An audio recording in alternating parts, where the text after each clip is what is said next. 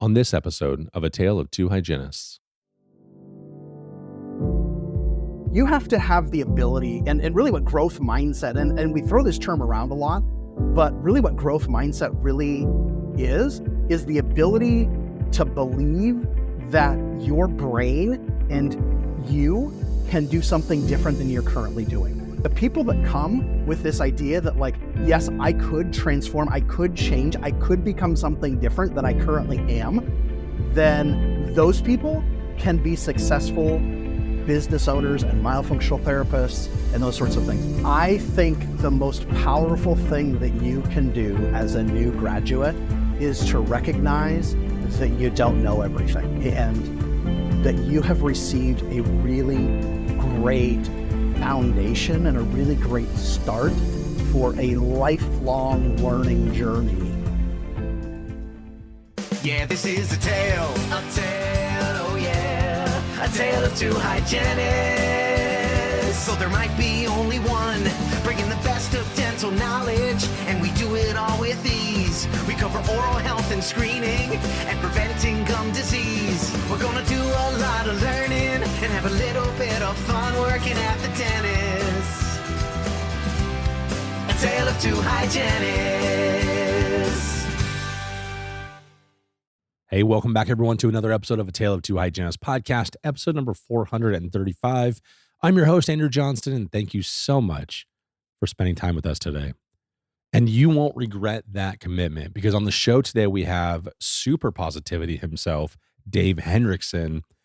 Dave reminds me in many ways, and I mean this with all respect, it's the respectful ways, but I bet he was that kid in class, like when you were younger, that was just always happy.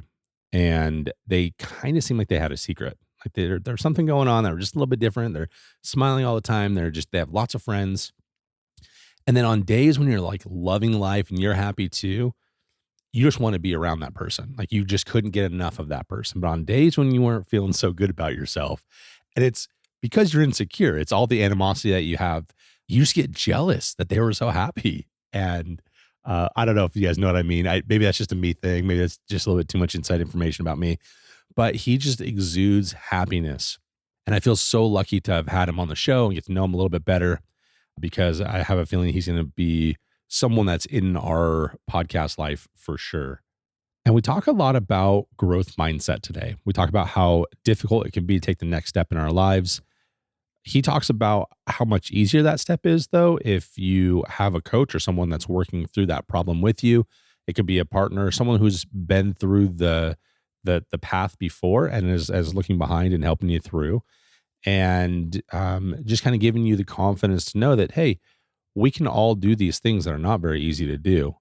And I love his message, and I think that you're going to love it too. And then next week we have another awesome episode, because of course all of our episodes are awesome. And it's with Catherine Martinez. And we talk a lot about the hygienist that wants to shift out of the traditional role in the dental office and move into a role in a hospital setting. And that can be, for this particular episode, it's a non-clinical role, but we're looking at, moving into a healthcare setting just in general is an option for a hygienist. And Catherine created a really great position for herself. There is a pathway that she has created, and she'll also help you if you wanted to figure out how to do what she is doing exactly, because there's such a high need for it. But there's, like I said, also a lot of other opportunities in the healthcare setting. And she kind of gives us some things to look at for if we're wanting to make that transition. So be sure to come back for next week's episode. And then lastly, this is, I think, the third episode that will air with Annie as my new co-host. And I've only heard back positive, awesome things about her. So let's hope that can continue. If you feel like this is something that you want her to be the permanent co-host, please let me know. Andrew at A Tale of Two Hygienists. That would be awesome. She also has a new email address for the company that we work for. If you wanted to reach out to her directly, her email is awalters@endeavorb, the number 2, and then b again.com. So B2B is business to business. awalters@endeavorb2b.com. All right. Thanks for listening. And I hope you enjoy this episode with Dave. A tale of two hygienists. Listeners, welcome into the interview portion of the podcast. We're joined by Dave Henrichsen. Dave, thanks so much for being here. I'm so glad to be here. Thanks, Andrew. I've been a long time from the very beginning of Tale of Two Hygienists podcast.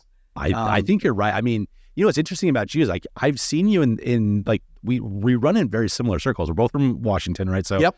we both kind of like have that as our background. And then I'm like, I don't think we've ever like really had a conversation before. So it took us almost 10 years to be able to have this conversation. So I'm sorry about that. Yeah. But welcome to this. And we have Annie Walters on the show as well. Annie, welcome back. Hi, Andrew. Thanks for having me. This is going to be great. So Dave, let's jump in. We got to know all about you, like where you're coming from. As you know, from being a listener, there's not that many, male hygienists out there.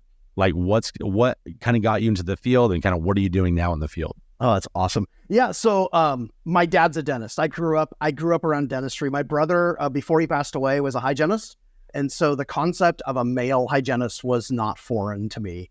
And today I have a sister-in-law and a sister that are also hygienists. So lots of hygiene in the family. What are those family reunions like, that is man? awesome. Oh, we have lots and lots dentistry. of fun talking about dentistry. You have like teeth-shaped cakes and all sorts of Totally. Yeah. In fact, the family members who are not in dentistry are like, okay, they're talking teeth stuff. Like, go in the other room, leave them alone. Like, oh, I love it. And so like that was kind of my intro, but I wanted nothing to do with dentistry. I worked in my dad's office. He had me do a little assisting, some sterilization, cleaning rooms, filing charts, answering phones from the time I was like, that's why you didn't want to be in it, Dave. Come on. Yeah, that sucks. totally. Just all the fun stuff. The worst part's dentistry. You got to do. Exactly. And so I ended up perio charting, perio chart recording for the hygienist. And I remember sitting there in the room and realizing that there's this entire other profession that's here in the dental office that was not a dentist and was not fixing teeth. And I'm like, oh my gosh, this is amazing. And I've always been about disease prevention. Like I've been involved since I was a little kid in the Boy Scouts. As an adult, I became a Boy Scout leader and was a camp director for the Boy Scouts. And it was all about like preventing people from becoming like terrible humans. I just wanted to like build character and build like life skills. And like that translated really nicely into dental hygiene. I figured out that these were the disease prevention people. And that's what I wanted to do. And so I went to dental hygiene school and I was a hygienist for 17 years. And as a hygienist, I would see all these patients and they'd come in with recurrent disease that just happened over and over and over again. And I was constantly looking for ways. In fact, that's how I became a Tale of Two Hygienists podcast listener. As I would look frantically looking for how can I help these people that have disease all the time. They come in, they always have caries, they always have perio, and we can't ever seem to get them out of the loop. And right about that same time period, the dentist I was working with started using mandibular advancement devices to treat sleep apnea. And so it became kind of this perfect storm where I started looking at, okay, people have sleep apnea. How did they get it? How do we prevent it? People have dental diseases. How did they get it? How do we prevent it? I'm looking for these answers. And I had a little 9-year-old girl that came into my office and she'd been a patient. She said she was born in that office. And she wasn't actually born in the office. She was born, she came after she was born. Yes, exactly. Wouldn't that be fun? I got born in the dental office. That would be a great story. But she'd been there since she was a little kid and she'd always been a thumb sucker. And we had come up with like all these like tips for mom for several years, how to get this little girl to stop sucking her thumb. And I discovered in my looking for disease prevention and treatment for this little girl, I discovered there was a thing called myofunctional therapy. And I learned that there were 3 myofunctional therapists in the Seattle area that were actively treating these diseases, this like myofunctional issues. And I called them and I left a message and said, hey, I want to refer this kid to you. And I did it week after week, month after month. Like I called them multiple times. Nobody would call me back. And about that same time, I found Sarah Hornsby. And it was right about the time she was launching MyoMentor, which was an introductory course for myofunctional therapy. And she had built an online myofunctional therapy practice. And so this was like 2016, 2017. And so she had really just kind of launched into seeing patients completely online. And she's like, yes, I would be happy to see this little 9-year-old girl, but better yet, why don't I teach you how? And that began this journey to trying to find health for patients.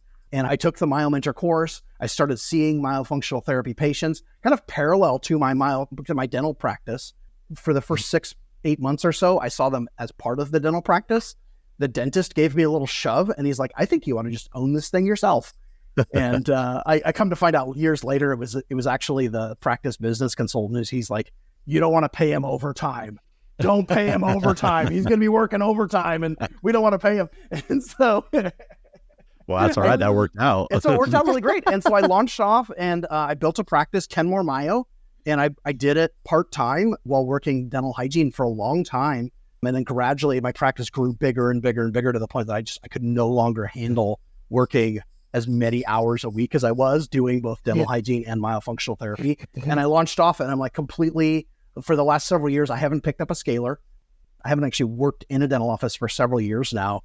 And I see full-time myofunctional therapy patients. Awesome. I know I told you we're not going to talk about Myo on this thing, but we're going to talk about Myo for just a quick second because I am so intrigued by that statement of the fact that someone can just really build a product. I mean, there's the Sarahs out there, right? She's incredible. Like, obviously she can do it, right? But the fact I keep hearing time after time after time that there's all these hygienists turned myofunctional therapists that have slowly done part-time, and then expanded into being so darn busy that they had to basically just like make a choice. Like you have to do one or the other. But what I don't understand still is the business model. Yeah, 100. Yeah, and that's how do you so do true. that? How do you sustain? Like, where do you get your patients from? Like, can you just explain that just a little bit before we get to the growth and actually, mindset Andrew, stuff? that's kind of what's happened in the last couple of years. Over the last several years, I had started coaching through MyoMentor new myofunctional therapists. I started a study club for people that graduated through the introductory course and they came, and I started to see this trend of people who learned the basic information about myofunctional therapy, learned how to be a myofunctional therapist, and then couldn't figure out how to actually do therapy. Like they understood the mechanics of it. They're like, okay, yeah, I could take my family member or my friend and I can get them to the place where they don't have myofunctional issues anymore. I'll get them to a nice stable position, but they couldn't figure out how to jump the divide. And so about a year ago, Melissa Mugno, who also works with MyoMentor, and she's a myofunctional therapist of a long time, she and I teamed up together and we started teaching courses on, okay, you got this knowledge, you know a little bit about myofunctional therapy, how do you actually jump the divide? And I've really found there's really 3 pieces to the puzzle. You have to have some base knowledge about myofunctional therapy, but then you have to have some knowledge about business systems. And you have to learn how to like set up business systems. But then really, I think the piece that's the most important in all of that is you have to have a growth mindset. You have to have the ability, and really what growth mindset, and we throw this term around a lot, but really what growth mindset really is the ability to believe that your brain and you can do something different than you're currently doing. And that's been fascinating to me to see the people that come with this idea that like, yes, I could transform, I could change, I could become something different than I currently am. Then those people can be successful business owners and myofunctional therapists and those sorts of things. If you come with an idea that like, I'm not able to do these things, if I have this limited mindset, it doesn't matter how great of a myofunctional therapist you are, you probably will never be able to grow a business. This is tying in very nicely to the one we just did with Heather Yeah, McGuire about beliefs, like limiting beliefs and stuff. But let's talk about this though for a minute, Dave. So let's say that one of these people come to you and say, okay, I have the foundational knowledge. I've gone through this part of the course. I'm not sure if I have that growth mind, like, or maybe you're understanding that they're like a little bit trepidatious. Like, how do you evaluate someone for something like that? Because they could say all day long, "I'm ready for this," but are they? Like, how do you know for sure? Well, the thing is, you can grow it. Like you can put yourself and it's like planting a garden. Like you have to nurture it. You have to put some fertilizer in the garden, and you have to put some water into it. But you can actually change your mindset. I mean, one of the things when I was growing up, Andrew and Annie, I really learned Like I learned that the brain was static, that like we weren't going to grow any new neurons. And what we've learned in the last, I don't know, 15, 20, 30 years is there's this whole concept of neuroplasticity, that like you can actually grow new neurological connections, even if you're old man like me, like 45, or even if you're, even if, no matter how old you are, you can still grow new neurons. And so if you have that desire, that interest in learning how to overcome these limiting beliefs, learning how to overcome these things that are holding you back, and sort of looking at the world in a little bit different way, you can actually change that. And you can become someone different and something different in your life.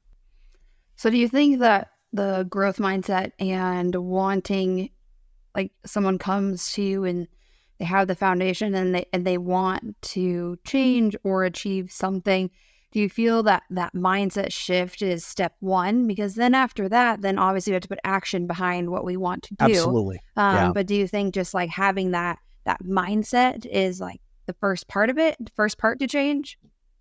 Yeah, absolutely. And this is where I think a lot of people have struggled, is they try to take this like knowledge base and try to figure out how to work off of the knowledge base.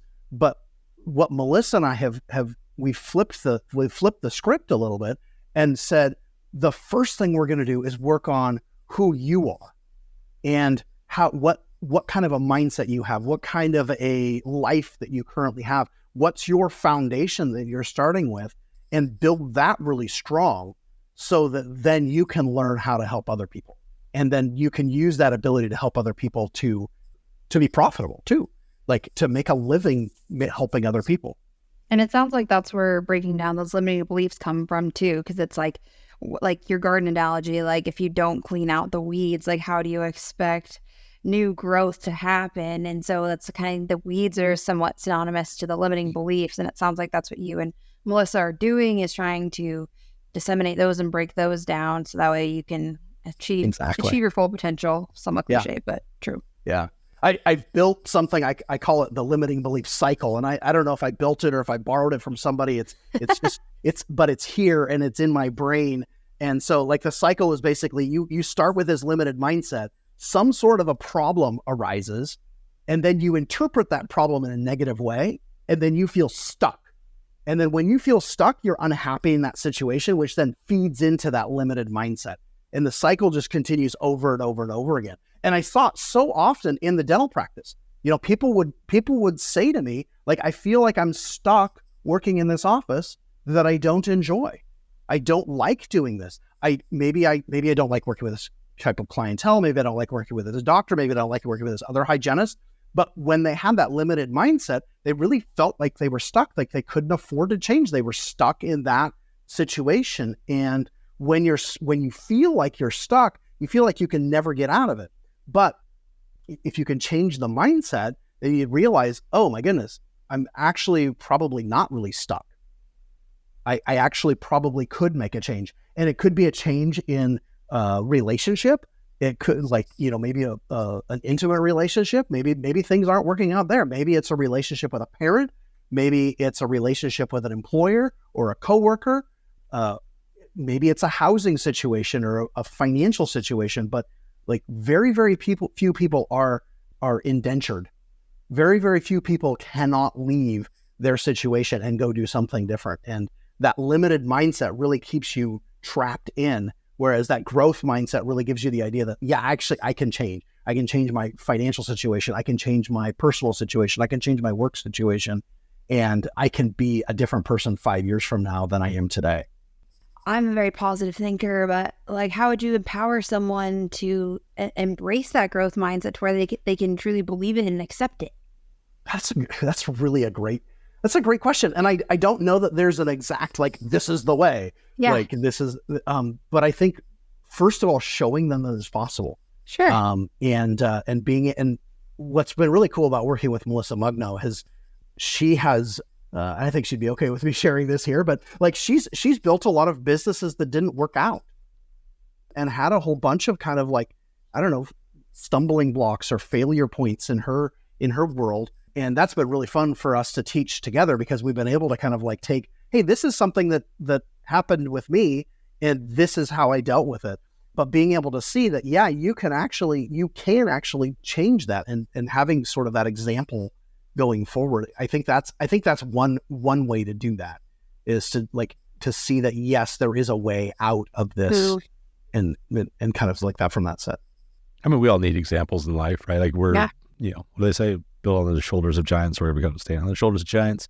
My question though, the thing is, like, everyone that's gone in through these, like, I would say myofunctional therapy is like an advanced course. Like it's not just like what every single hygienist does. It's not what every hygienist thinks about. It's not on everyone's radar. You'll be surprised about how many listeners are like, and we've done my like series for years and years. Like, I just heard about this, right? So yeah, it's surprising to me though that people are still coming to you with this type of kind of like limited, growth mindset, because they've already taken like the step. They are advanced. They are going forward. It's like, what percentage or how many people are still coming to you that need a change in their growth mindset? Well, and I don't know if it's necessarily, Andrew, that they need a change in that growth mindset, but they need to feed that growth mindset. It's sort of the analogy of whichever you get, the two wolves on the shoulder. You get one, the good guy, the bad guy, and whichever wolf you feed is the one that's going to succeed. Sure. If you feed that growth mindset, it's gonna grow. And if you feed the limiting mindset, I think we all have a little bit of limited mindset and a little bit of growth mindset in us. Absolutely. And we just have to feed the one that we want to grow. What are the stumbling blocks that people have as far as like, from, again, going back to a business perspective, because I feel like that's kind of where the jumping off point is for a lot of people. They said, okay, we're going to have to cut our hours or whatever. Like, what are the other stumbling blocks that they have to like confront? Oh, yeah. The first one is time.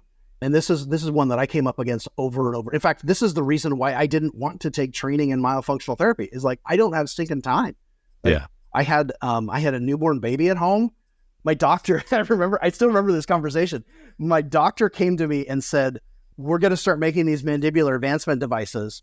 And I have just enrolled you in this 15-hour course that you're going to take online in your free time. And I'm like, what free time? There is no free time. like the 3 minutes while I'm peeing between patients, that's the free time you want me to use? And he's like, oh yeah, you could just do it online. You got 2 hands, whatever. man. Exactly. It's like what free time? And so I think that's a huge stumbling block. The time is a huge barrier. And then financial stability is another big piece. A lot of people walk around with, huge glaciers over their head of debt that they've carried for a really long time.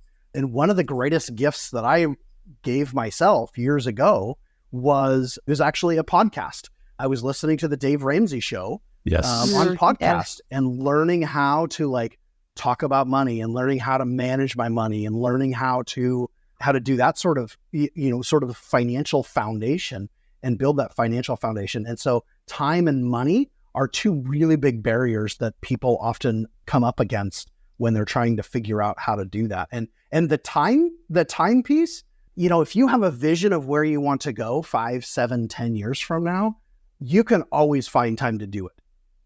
And, I found time to listen to a Tale of Two Hygienists podcast every single time it came out, because I was really interested in doing that. Even though I was stinking busy, I had all these things going on. I was working 2 jobs and I had a baby at home, and I had this long, terrible commute from 45 minutes, an hour away. Go ahead, say from where to where, because we have a lot of listeners in Washington. So I lived in Marysville, Washington, and I worked in Kenmore, Washington. So it's a good with traffic, it's a good 45 minutes to an hour to get home every day. And so, hey, that became my plenty of time to listen to ATOF, man. Plenty of time. Automobile University is what Zig Ziglar called it. Automobile University. But again, that was a mindset shift. I was so frustrated and so irritated that I had this long drive home that I would actually delay leaving the office because I didn't want to sit in the traffic. And so that made me even later getting home in the evening. And then I said, I was listening to some old Zig Ziglar recordings. And Zig Ziglar was a trainer for salesmen in the 80s. And I was listening to some of his old stuff. And that's what he used to say. You got Automobile University, join the Automobile University. In a couple of months, you can have a degree. and I just started, I'm like, okay, what can I do? What can I do to like fill this time with something that would help me to grow and become a different person, 6, 8, 12 months from now. And that's what I did. I listened to people. I listened to Dave Ramsey, and I listened to A Tale of Two Hygienists, and I listened to a whole bunch of things. And it really opened up my brain and made it so that, I could actually choose then to do something different. And then during the times that I wasn't listening, I discovered, I actually could find time to do these things that I wanted to do.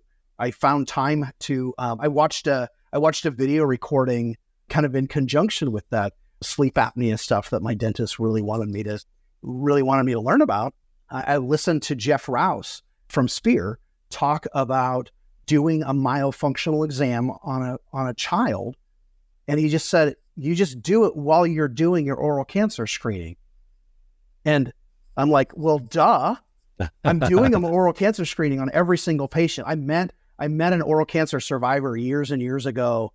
In fact, he was the head of the Oral Cancer Foundation for Washington, and he was missing like a big chunk of his jaw from oral cancer.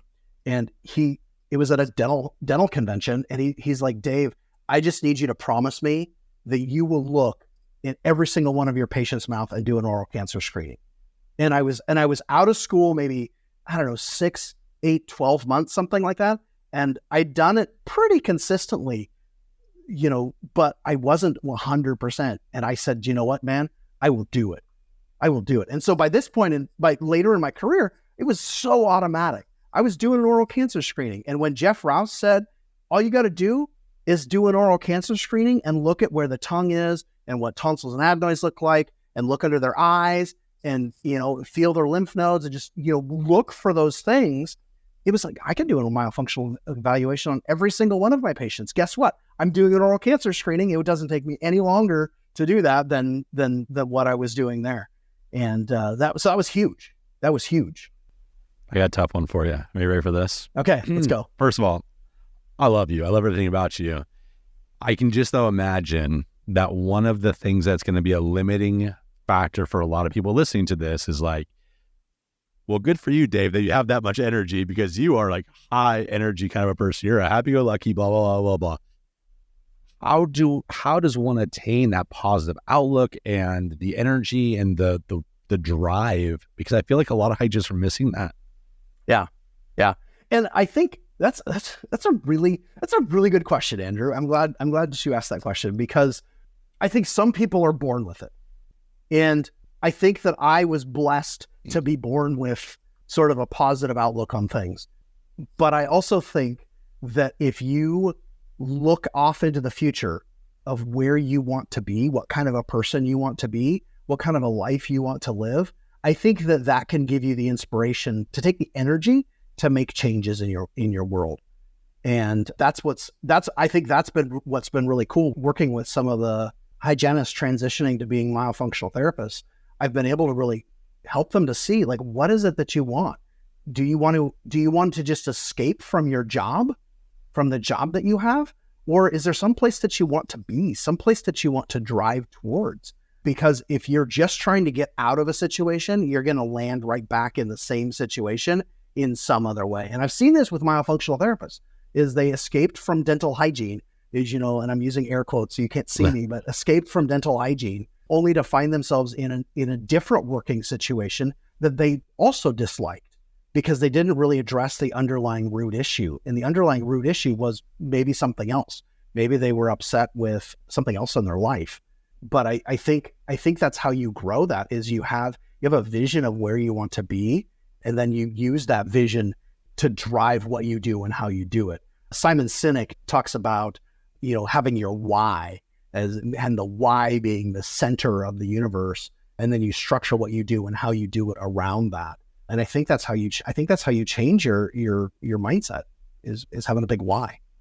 I was that hygienist. I've been that hygienist that just ends up back in the same situation, wants to change, but then ends up back in that same situation. It's like, well, then how are we really defining change? And I think, like you said, really visualizing where you want to go. And Andrew and I were just chatting about this somewhat recently about the power of visualizing it. And I think that is huge, like you were saying, to help individuals make those changes, is to visualize and see where they're going.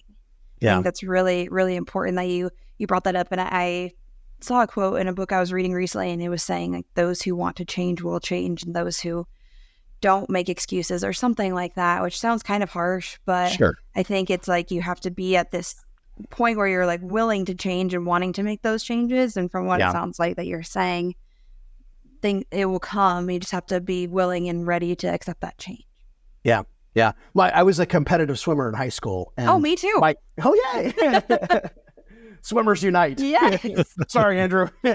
Oh man, I can swim in the kiddie pool. It's fine. Yeah, you're good. You're good. But my dad used to tell me, he had read some study, and of course it was my dad, so I didn't really pay any heed to him. But he was like, I read this study where these swimmers would sit on the side of the pool and they would visualize their race, and then other swimmers would get in and would practice their race over and over again. And he said that the swimmers in this study who sat and visualized actually did better in their races than the swimmers who were actually in the pool swimming, because they would sit and like physiologically feel what the water felt like, in their mind first. And he said and there was a third group that, and of course it's fuzzy in my brain because I was 15 at the time, but there's a third group that did both, that both visualized and swam, and they did the best out of all of them. And I think that as we visualize where we want to be, where we want our life to be, and not like in a daydreamy kind of way, it's like, oh, I wish I had $1 million, I'd build you a house, that'd be great. But instead, like visualizing and really feeling and having that tangible, like, what is it that I really want to be? What is it that I really want to do? And you can actually make that become a reality. I'm not going to be able to sprout wings and fly, but maybe I could find some other way if I wanted, if that was my vision, was to fly. But you really can picture and image that. And what that looks like for me is sitting up on my wall in my operatory for years and years and years was a life vision that I wrote. And between every patient, I would look up at my life vision and think about, what do I want to be? Why am I doing this dental hygiene things? Well, it's because I want to help people to have health, happiness, and joy. And that drove me to do the things that I needed to be able to do to improve myself. And my patients would come in and they'd sit and they'd read the vision on the board. And they're like, I think that's so cool. And I'm like, you know what? You can do that yourself. You can have a vision for what you want your life to be. And in fact, that was my favorite part of dental hygiene, is seeing the same patients year after year after year and challenging them not only to have great dental hygiene and brush and floss and use their water pick and perio protect trays and all the things that I'd been talking to them about for years and years and years, but really for them to have a healthy, happy, and joy-filled life. And my patients, my old dental hygiene patients today, I've retired from dental hygiene. I haven't seen them in years as a dental hygiene patient, but they find me, they track me down, and they take me out to lunch. And they're like, I want to talk to you about what's going on in your world. And I want to tell you what's going on in my world and tell you about my kids and my grandkids and my great-grandkids. And it was all because I had a vision for where I wanted to be.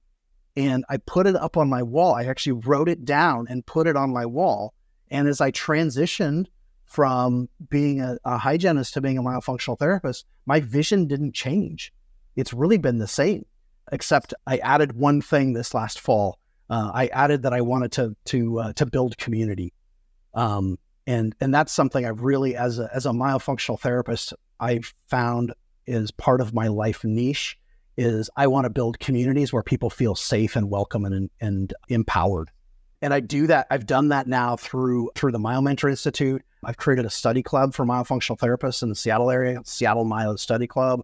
I'm just joining the executive board of the Boy Scout Council I've been involved in the Boy Scouts for years and years and years. And I just any place I can do to kind of like build communities and home communities, and help people feel safe and welcome and empowered and motivated to kind of take the next steps in their life. Dang it, Dave. Gosh. 30 minutes, by the way, is not enough time with you. You're so positive. Like, I love this. I need more of this. Like a ray of sunshine. But before you go, I would love, this is like the graduation season, right? A lot of our new colleagues are coming into the workforce. I was hoping that you could give them a quick message before you let everyone know how they can find you. Yeah.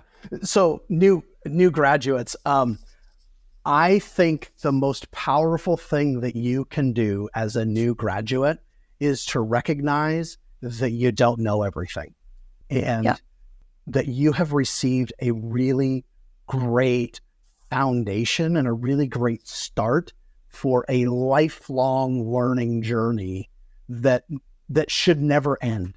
And if I lost both my parents this last year, both my mom and my dad passed away this last year. So I've thought a lot about like what kind of life that they lived and the lessons that they learned along the way.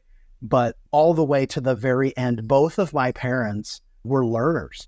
They were ravenously interested in learning and growing. And my mom taught in dental hygiene programs at Shoreline and Lake Washington in Seattle area. And she taught general pathology. And she was convinced that dental hygiene school was a fabulous foundation for a dental hygiene career, but it was just the very, very beginning. And I watched as she continued to learn and grow throughout her professional life. My father continued to learn and grow throughout his professional life, and how I've now taken that torch to and pledge really to continue to learn and grow throughout my professional and personal life. And I think that there couldn't be a greater gift that you could give your future self to learn how to be a ravenous learner and learn how to be a better self every single day. Dang, I love it. How can they find you, Dave? Yeah, I'm really easy to find. I have a website. It's myodave.com. Myo, that's MYO, like the muscle, Dave.com. Awesome. I'll put that in the show notes. Thanks so much for being here. I appreciate it. Absolute pleasure. Thanks so much for connecting up, and nice to get to know both of you. Yeah, seriously. Absolutely. All right. Yeah, this is a tale, oh yeah, a tale of two hygienists.